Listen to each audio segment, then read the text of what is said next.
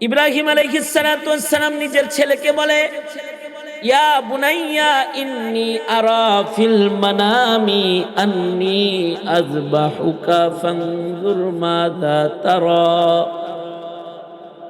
আমার আদরের সন্তান, আমি ইব্রাহিম স্বপ্নে দেখছি তোমায় আমি আল্লাহর রাহে, আল্লাহর জন্য কোরবানি দিতেছি, জবাই করতেছি, তোমার কি রায় জানাও। ইসমাইল, খলিলের সন্তান ইসমাইল, খলিলুল্লাহর ওরসের জবিহুল্লাহ, তো সন্তান জানে আমার বাবা আল্লাহর খলিল, তিনি সরদার পয়গম্বরদের একজন পয়গম্বর। তার ঘুম এটা, তার স্বপ্ন এটা সাধারণ স্বপ্ন না, এটা ওহী। এই কারণে উনি সাথে সাথে বলে, ইয়া আবাতি ইফআল মা তুমার সাতাজিদুনি ইনশাআল্লাহু মিনাস সাবিরিন। নবীদের স্বপ্ন ওহী, আমাদের নবী আলাইহিস সালামের স্বপ্ন ওহী। নবীদেরকে শয়তানের স্বপ্ন দেখাইতে পারে না। মানুষকে শয়তান কিছু দেখাইতে পারে, ওয়াসওয়ায়ে শয়তানি মানুষকে দেখানো যায়, নবীদেরকে না। নবীরা এত উন্নত মানুষ যে তাদেরকে স্বপ্ন যোগে শয়তান জাত। আমরা ঘুমাইলে ঘুমাইয়েই যাই, আর নবী ঘুমাইলে নবী কি বলে, আমার চোখ ঘুমায়, কলব জাগ্রত থাকে। সাধারণ মানুষের ঘুম আর নবীদের ঘুম কি এক না? তো আল্লাহর রাসূল সাল্লাল্লাহু আলাইহি ওয়াসাল্লামের সাহাবী, তাদের স্বপ্নর মর্যাদা আল্লাহ পাক সারা দুনিয়ায় কিয়ামত পর্যন্ত আনেওয়ালা মানুষের কাছে তুলে ধরছে। কেউ যেন সাহাবীর বিপক্ষে কথা বলার জিহ্বা বাইর করার সুযোগ না পায়। ইসলামের পয়লা যুগে মসজিদে নববীতে নবীজি বসে থাকতেন, সাহাবীরা আইতো, কেউ আগে আইলো, কেউ দেরিতে আইলো, আইলে তারপরে নবীজি নামাজে দাঁড়াইতেন, ইমামতি করতেন। সমস্যা, সাহাবীদের জন্য অপেক্ষা করতে হয়। অথবা নবীজি নামাজ সবাইকে নিয়ে জামাত করে ফেললে কেউ যদি জামাত না পায় তাহলে তার হৃদয়ে আগুন জ্বলে যায়, হ্যাঁ জামাত পেলাম না, নবীজির পিছে নামাজ পড়তে পারলাম না। কি করা যায়? এলানের ইন্তজাম হোক, আসো আসো মদিনাবাসী, জামাতের সময় হয়েছে, নবীজি কিন্তু এখন মুসাল্লার দিকে আইতাছে, তোমরা যদি কেউ কল্যাণের দিকে আসতে চাও তাহলে নবীর পিছে আইসা দাঁড়াও। এমন এলান হওয়া লাগবে। তো এলানটা কিভাবে হবে? নবীজি সলা পরামর্শ বসলেন। সাহাবায়ে কেরামের কেউ কেউ বলে, সরকার গো, নামাজের জামাতের সময় হয়ে গেলে ঘন্টি বাজানো হবে, ঘন্টির আওয়াজ শুনে আমরা সব একসাথে জড়ো হয়ে যাব, আপনি আমাদের নিয়ে নামাজ আদায় করবেন। আল্লাহর রাসূল বলেন, ঘন্টি মুশরিকদের শিআর, পূজার ভেতরে ঘন্টি বাজায়, ঘন্টি বাজায় মুসলমান ইবাদত করতে পারে না, এটা মুসলমানদের কাজ হতে পারে না। দল বলে, আল্লাহর নবী, তাইলে মসজিদের সামনে আগুন জ্বালায় দেওয়া হবে। আগুন জ্বালায় দিলে ধোঁয়া আকাশে উড়বে, তখন দূর থেকে ধোঁয়া দেখি সবাই বুঝবে আসসালাতু কাইমা, নামাজ দাঁড়ানোর কাছাকাছি সময় হয়ে গেছে। সবাই মিলে মসজিদে দৌড়ে চলে আসবে, আপনার পিছে নামাজ পড়বে। আল্লাহর রাসূল বললেন, পৃথিবীতে বদতরিন মুশরিক হলো অগ্নি পূজকেরা।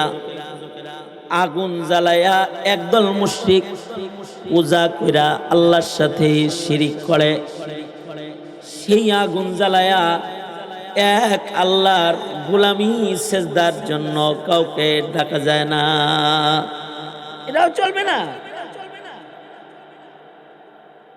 পরামর্শ হইতেছে আগুন জ্বালাবেন, অগ্নি পূজারীরা এই পৃথিবীর নিকৃষ্ট এক জাতি।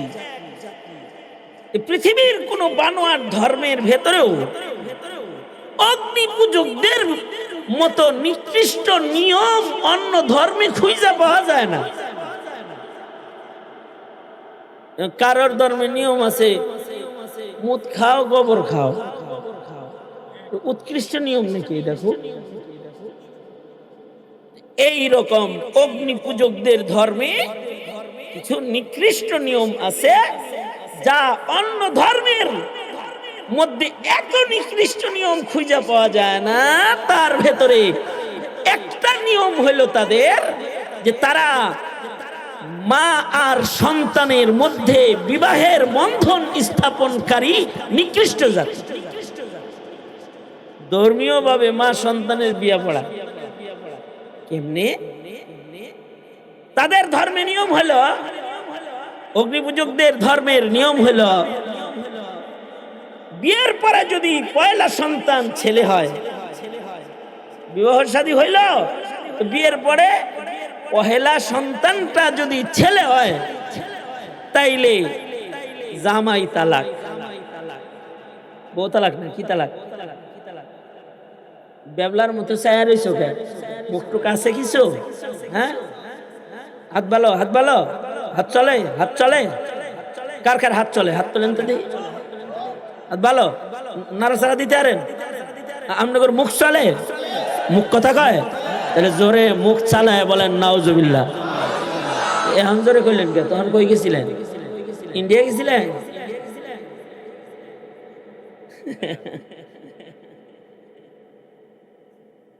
মা আর সন্তানের মাঝখানে বিয়ে দেয় এমনি। স্বামী স্ত্রীর বিয়ের পরে যদি পয়লা সন্তান ছেলে হয় তাইলে জামাই তালাক। বউ তালাক না, কি তালাক? এটা তালাকটা হয় কার পক্ষ থেকে? আসলে তালাক কার পক্ষ থেকে? স্বামীর পক্ষ থেকে। আর ছেলে হইলে তালাক হয় তখন ওদের ধর্মে কার পক্ষ থেকে? স্ত্রীর পক্ষ থেকে জামাই তালাক।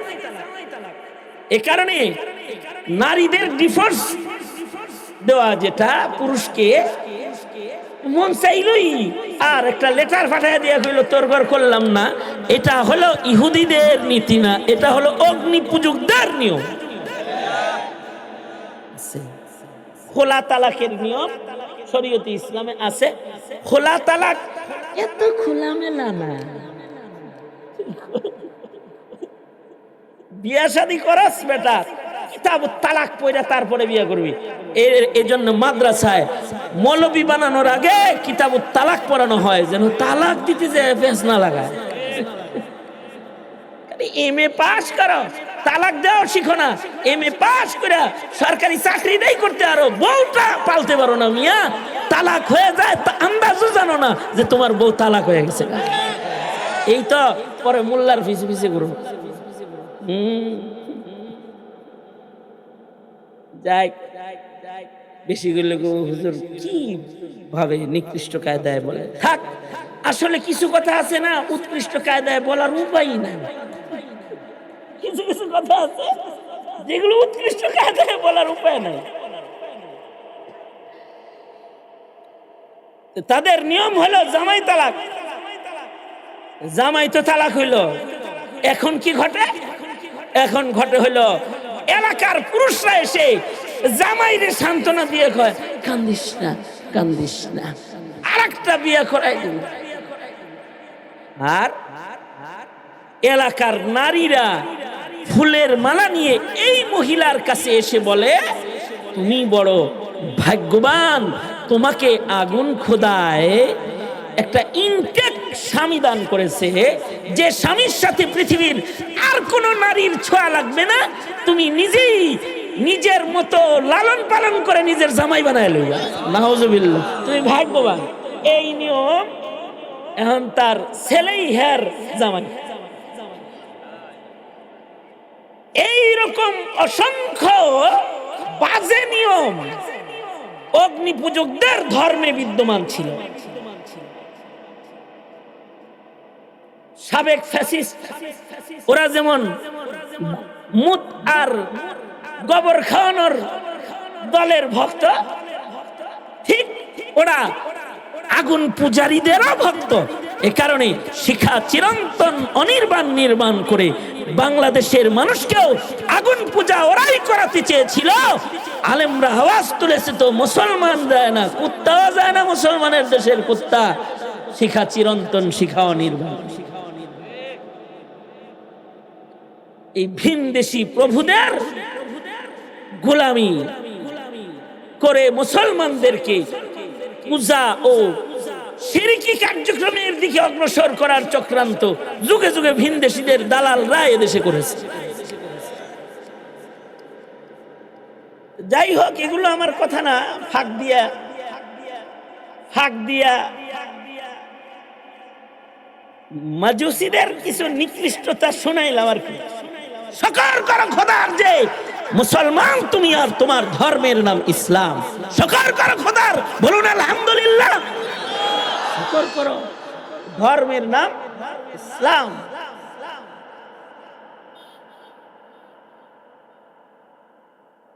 আল্লাহর রাসূল বললেন, আগুন জ্বালায়া নামাজে রাখান যাবে না।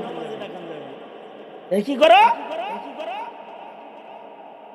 যাও, অমীমাংসিত অবস্থায় আজকের বৈঠক মুলতবি, আবার সালা পরামর্শ হবে।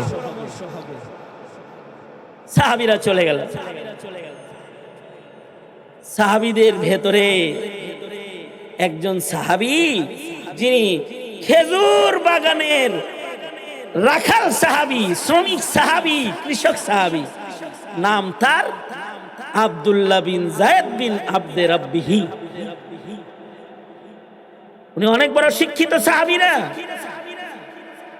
খেজুর বাগানে কাজ করে, শ্রমিক কৃষক সাহাবী।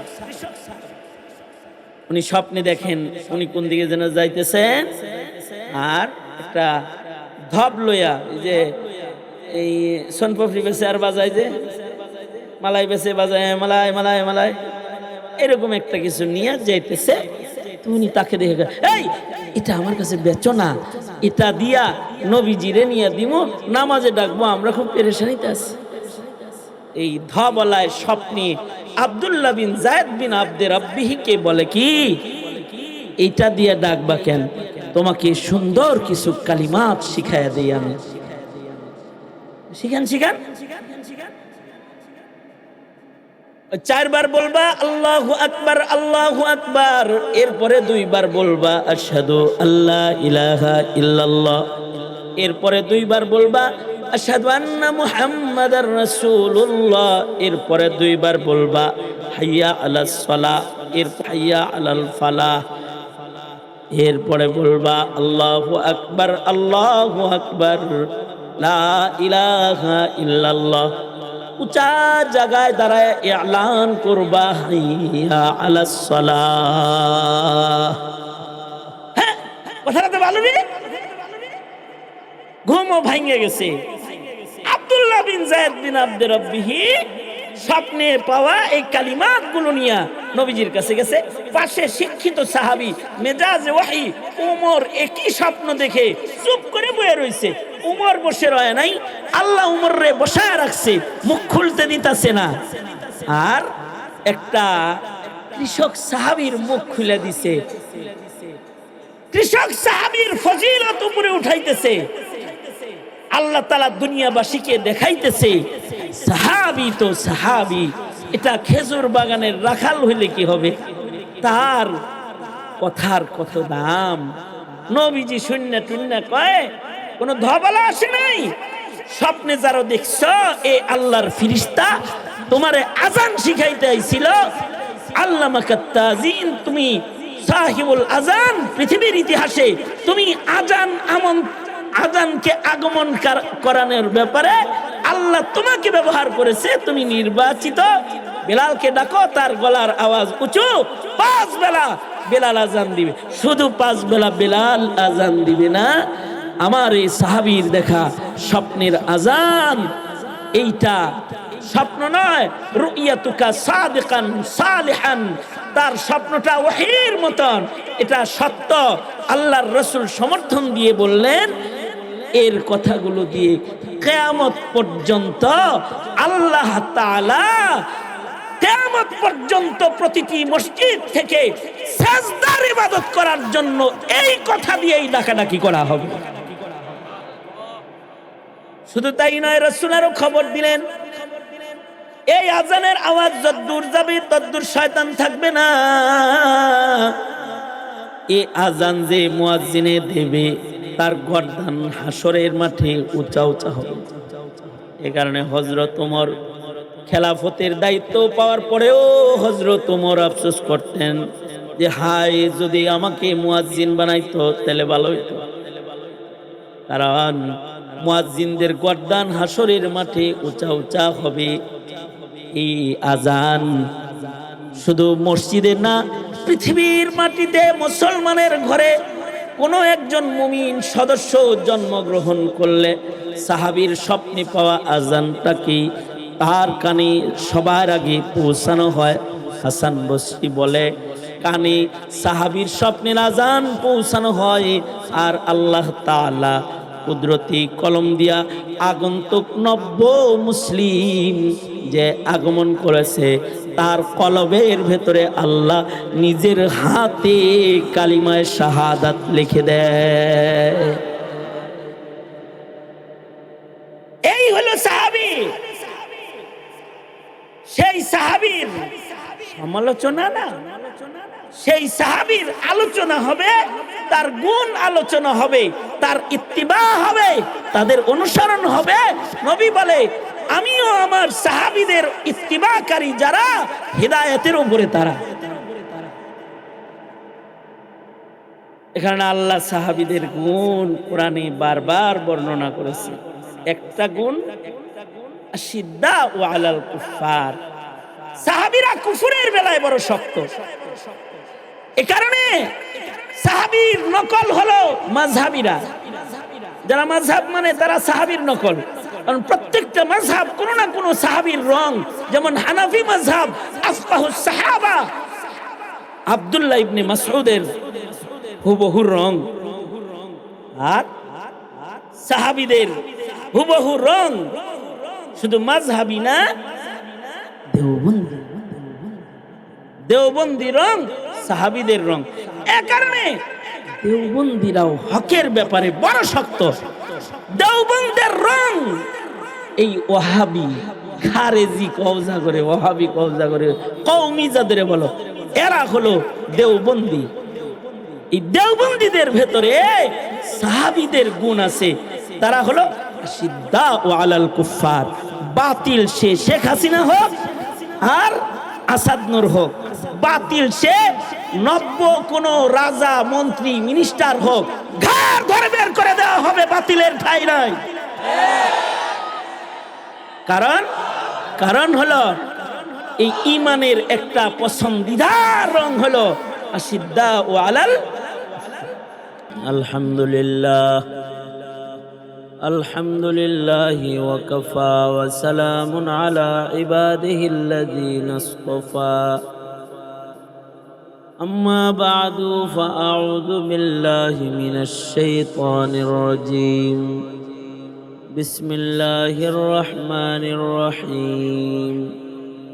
محمد رسول الله والذين معه أشداء على الكفار رحماء بينهم تراهم ركعا سجدا يبتغون فضلا من الله ورضوانا سيماهم في وجوههم من أثر السجود ذلك مثلهم في التوراة ومثلهم في الإنجيل كزرع أخرج شطأه فآزره فاستغلظ فاستوى على سوقه يعجب الزراع ليغيظ بهم الكفار وعد الله الذين آمنوا وعملوا الصالحات منهم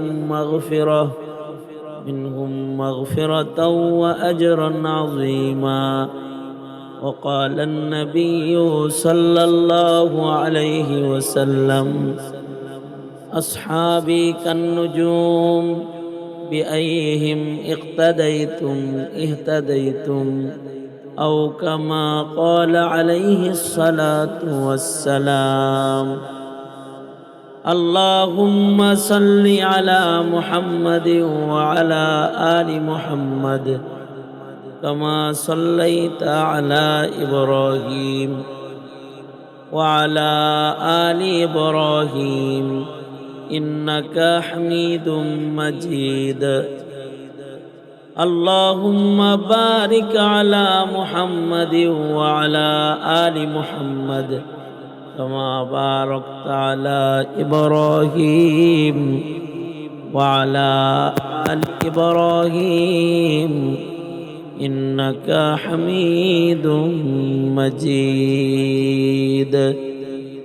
জামালপুর আশরাফুল উলুম মাদ্রাসার আয়োজনে আয়োজিত 2 দিন ব্যাপী বার্ষিক সম্মেলনের আজকের প্রথম রজনী, মোহতারাম সভাপতি, উপস্থিত হযরত বুজুর্গ উলামায়ে কেরাম, সম্মুখপানে সমবেত দিন প্রিয়, ইসলাম প্রিয়, দিনদার ইমানদার মুমিন মুসলমান ভাইরা, আল্লাহর দরবারে শুকর। আল্লাহ তাআলা মাদ্রাসার মাহফিলে, দ্বীনি জলসায় উলামাদের সোহবতে আল্লাহ তাআলা আসার বসার তৌফিক দান করেছেন। কালিমাতুশ শুকর, আলহামদুলিল্লাহ। উলামায়ে দ্বীন কথা বলেছেন, বলবেন। 2 দিন সম্মেলন চলবে। বরকতের নিয়তে সংক্ষেপে কিছু কথা। এই পৃথিবীতে মানুষের ভেতরে আল্লাহর কাছে সবচেয়ে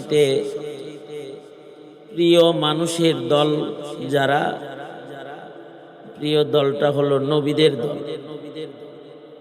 তারা শ্রেষ্ঠ। নবীরা আল্লাহর কাছে সর্বাধিক মাহবুব, প্রিয়। নবীরা মাসুম, নবীদের গুনাহ নাই। নবীরা আল্লাহ পাকের নির্বাচিত। তবে নবীদের পরে মানুষের মধ্যে সবচেয়ে দামি, নবীদের পরে সবচেয়ে দামি দল হলো সিদ্দিকদের দল। আর সিদ্দিকদের মধ্যে সবচেয়ে দামি হলো সাহাবায়ে কিরাম রিজওয়ানুল্লাহ আলাইহিম আজমাইন। আল্লাহর রাসূল সাল্লাল্লাহু আলাইহি ওয়াসাল্লামের যত সাহাবী আছে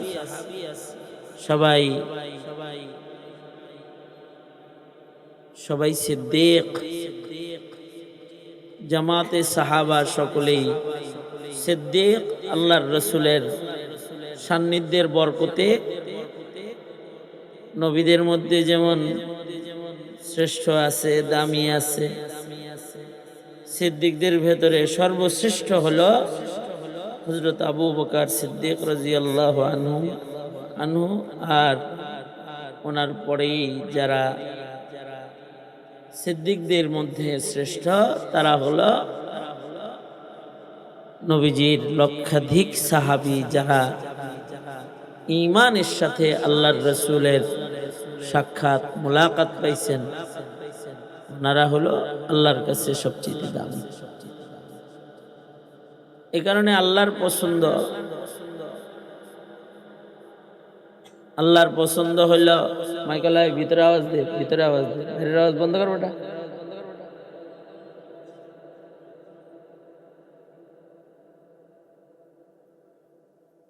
আল্লাহর পছন্দ হলো দুনিয়ার সব মানুষ যারা কিয়ামত পর্যন্ত আসবে, সবাই যেন শ্রেষ্ঠ কাফেলা, নবীদের পরে যে শ্রেষ্ঠ কাফেলা সাহাবীদের কাফেলা, তারা যেন সবাই সাহাবায়ে কেরামের মতন হয়ে যায়, ইমানদার হয়। এই কারণে আল্লাহ পাক জামাতে সাহাবাকে মিয়ারে হক বানাইছেন। আর সাহাবায়ে কেরামের মতন ঈমান আনতে দুনিয়ার ইকো বন্ধ কর,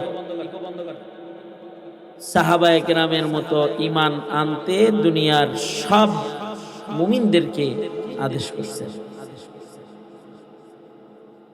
আমিনু কামা আমানান নাস, সাহাবীরা যেমন ঈমানদার তোমরা এরকম ঈমানদার হও। সাহাবায়ে কেরাম ওই সিদ্দিকদের জামাত যাদের গুনাগুণ, যাদের আলোচনা কোরআনে কারীমে আছে। কিয়ামত পর্যন্ত সিদ্দিক হওয়ার দরজা খুলে আল্লাহ পাক সাহাবীদের আলোচনা করে রাখছেন যে সামনে কেউ যদি সিদ্দিক হইতে চায় তাহলে যেন হইতে পারে। আর আমাদের নবীজির পূর্বে অন্যান্য নবীর উম্মতরাও যেন সিদ্দিক হতে হলে সাহাবায়ে কেরামের অনুকরণ করতে পারে। এই কারণে সাহাবীদের আলোচনা কোরআনে নয়, শুধু তাওরাত ও ইনজিলের ভেতরেও আল্লাহ পাক পূর্বের আসমানি কিতাবেও তাদের আলোচনা করেছেন। যালিকা মাসালুহুম ফিত তাওরাহ ওয়া মাসালুহুম ফিল ইনজিল। সাহাবী, এই কারণে সাহাবায়ে কেরামের আলোচনা করা যায়, সমালোচনা করা যায় না। নবীদের যেমন সমালোচনা করা নাই, ঈমান নষ্ট হয়ে যাবে। সাহাবী সমালোচক যারা হয় তাদেরও ঈমান নষ্ট হয়ে যায়, কারণ এরা আল্লাহর নির্বাচিত উদুল কাফেলা, নির্বাচিত কাফেলা। আহলুস সুন্নাতি ওয়াল জামাআর আকীদা হলো যারা সাহাবায়ে কেরামের পিছে পড়বে ওরা আহলুস সুন্নাহ থেকে বাহিরে, যত বড় পণ্ডিত হোক সে। আবুল আলা মওদুদী সাহেব পণ্ডিত ছোট না, অনেক বড়, কিন্তু সাহাবী ধরার কারণে ছিটকে পড়ে গেছে, মূল্যায়ন নাই। কেন? আহলুস সুন্নাহর কাছে দাম নাই কেন? সাহাবীর পিছনে পড়লো কেন? আল্লাহর রাসূল বলেন, যারা আমার সাহাবীকে ভালোবাসবে সেটা আমার মহব্বত, আর আমার সাহাবীদেরকে যারা দুশ্মনী করবে এটা আমার সাহাবীর দুশ্মনী না, এটা আমার দুশ্মনী। কারণ সাহাবীরা নবীজির হাতে গড়া ছাত্র এবং হাতে গড়া মানুষের কাফেলা।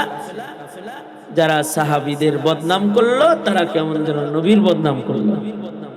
আর যারা সাহাবায়ে কেরামকে ভালোবাসলো তারা নবীকে ভালোবাসলো। এই জন্যে আল্লাহর রাসূল বলেন, আল্লাহ আল্লাহ ফি আসহাবি লা তাত্তাখিযুহুম গরাযাম মিন বাদি ফামান আহাব্বাহুম ফাবিহুব্বি আহাব্বাহুম ওয়া মান আবগাযাহুম ফাবিবুগযি আবগাযাহুম।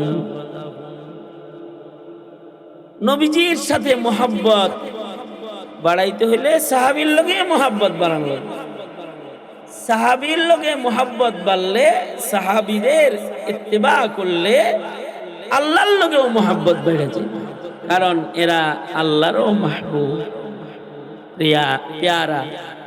তাদের ঈমানকে আল্লাহ পাক নিজে প্রকৃত ঈমানদার হিসেবে স্বীকৃতি দিয়েছেন। উলাইকা হুমুল মুমিনুনা হাক্কা, উলাইকা হুমুল মুমিনুনা হাক্কা। সাহাবায়ে কেরাম হলো সত্যিকারের প্রকৃত ঈমানদার।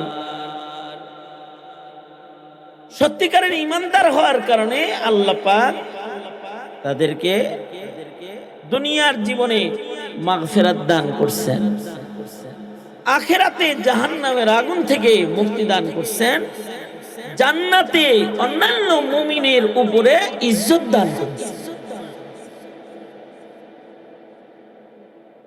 এই কারণে সাহাবীদের ব্যাপারে আকীদা হলো সাহাবীরা মাহফুজ মিন নারি জাহান্নাম, তারা মাগফুর মাহফুজ। নবীরা মাসুম, নবীদের গায়ে গুনাহ লাগেই নেই, আকীদা। কারণ নবীরা আল্লাহর এত প্রিয়, গুনাহ সামনে আসলে আল্লাহ নবীদের কোলে কইরা পার কইরা দিছে, গুনার সাথে নবীর ছোঁয়া লাগতে দেয় নাই। ইউসুফ আলাইহিস সালামকে জুলাইখার বন্ধ দরওয়াজা খুইলা বের করে লয়ে গেছে। আর সাহাবীরা হলো মাহফুজ মিন নারি জাহান্নাম, তাদের জীবনে গুনাহ হইলেও তাদের গুনাহ নিয়া আল্লাহ পাক তাদের কবরে দেন নাই গুনাহ সহ। কবরে যাওয়ার আগে সকল সাহাবীকে আল্লাহ পাক মাফ করে দিছেন। শুধু মাফ করে দেন নাই, আল্লাহ যেই জামাতের সবার উপরে সন্তুষ্ট, কিয়ামত পর্যন্ত মানুষকে আল্লাহ জানায়া দিয়ে আল্লাহ বলেন যে রাদিয়াল্লাহু আনহুম ওয়া রাজু আনহু, সাহাবীরাও আল্লাহর উপরে রাজি, আল্লাহ সাহাবীদের সবার উপরে রাজি। সাহাবীদের সবচেয়ে আদনা সাহাবী, সারা দুনিয়ার সব মুমিন একত্রিত করলো, আদনা সাহাবীর সমান হবে। আল্লাহর রাসূল বলেন আসহাবী কান্নুজুম বিআইহিম ইকতাদাইতুম ইহতাদাইতুম।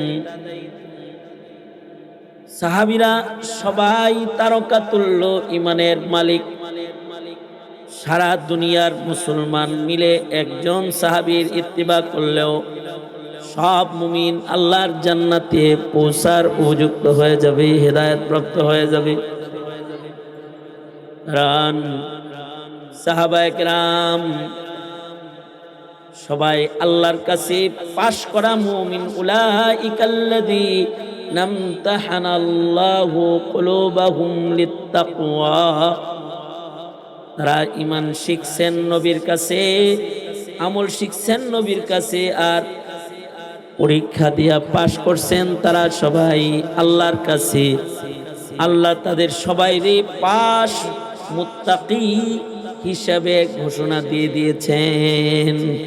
যারা পাশ মুত্তাকি এরা তো জান্নাতি। উইদ্দাত লিল মুত্তাকিন, জান্নাত তো মুত্তাকিল লাগি আল্লাহ বানাইছে। এই কারণে আজব একটা নুকতা আছে। এই কারণেই সাহাবায়ে কেরামের ঘুমের কথা কেউ আল্লাহ পাক পৃথিবীর সব জাগ্রতদেরকে ঘুম থেকে জাগাইতে শোনায়। আজীব নুকতা। নবীদের ঘুম, নবীদের স্বপ্ন, এটা যেমন ওহী, সাহাবীদের স্বপ্নকেও কারোর কারোর স্বপ্নকে আল্লাহ পাক ওহীর মর্যাদা দান করেছেন। সাহাবীর স্বপ্নকে নবীর সমর্থন দিয়া আল্লাহ পাক ওহীর মাকামে পৌঁছাইছেন। নবীরা স্বপ্নে দেখলে নবীদের স্বপ্ন ওহী। সুতরাং কুফারের বেলায়, কুফুরের বেলায় নরমি নাই। ইনশাআল্লাহ, ইনশাআল্লাহ, ইনশাআল্লাহ। দেলোয়ার সাহেব বলছে আমারে 7:45 পর্যন্ত হুজুর আপনার টাইম, এরপরে জামাত। এই কয়টা কথা সাহাবীদের বিষয়ে বললাম। প্রজন্ম সাহাবীদের সম্মান করবা, সাহাবীদের হেকায়াত পড়বা, জীবনী পড়বা। আল্লাহ তাআলা কবুল করেন, আমিন। আসসালামু আলাইকুম।